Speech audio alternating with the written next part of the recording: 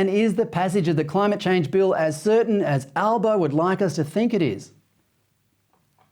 Yes, Freddie, he looked about as convincing as Johnny Depp selling the merits of Australia's biosecurity regime, if you remember that a few years ago after he brought those dogs in. And Albo didn't really seem all that passionate about his scheme. I mean, perhaps, Fred, he has realised what anybody who's just read the 20-odd page bill understands, is that this doesn't really do anything. I mean, even Chris Bowen and the government themselves said this bill was not needed. They didn't need to pass this legislation. They could impose or put these job cuts and emissions cuts through the Australian economy without the legislation.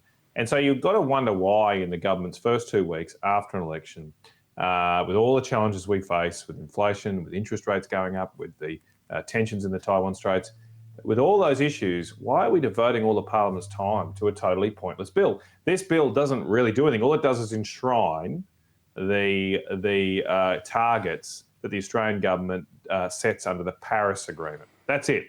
So if a different government came in, they would have to change this legislation to change those targets. But of course, under the Paris Agreement, there's no penalties. Doesn't matter. If you don't meet what you've said you're going to meet under the Paris Agreement, nothing happens. And we can clearly see that right now as the German Green government reopens coal-fired power stations. And where's the UN? Where's the IPCC calling them out on this? They've got no claws. There's no teeth to this particular dog. Well, there's a bit of a trick embedded in this legislation too, because both Labor and the Greens have insisted that the 43% is just the starting point, that the government can, if it feels like it, increase the target.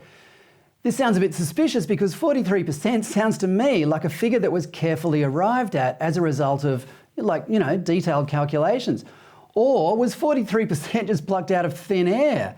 And what will the figure be next?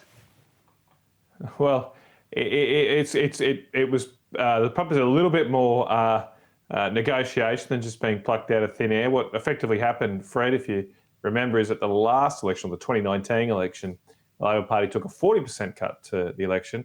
There were a number of people in the Labor Party calling for a 45% reduction this time around, and so they kind of split the difference, rounded up in favour of the Greens and went with 43. That's how this number came about. So it's not based on the science, it is based on the political science of negotiations between the left and right factions of the Australian Labor Party.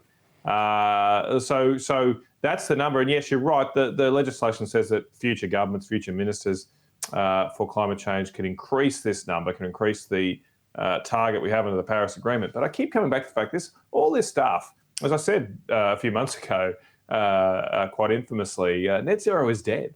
All of this stuff is over. I mean, Europe is reopening coal-fired power plants. The Biden administration is running around the world to Venezuela, Saudi Arabia, the dictatorship they can find to beg them to produce more oil. And of course, China and India are just going along their merry way and continuing to build coal-fired power stations and expand their domestic coal mining.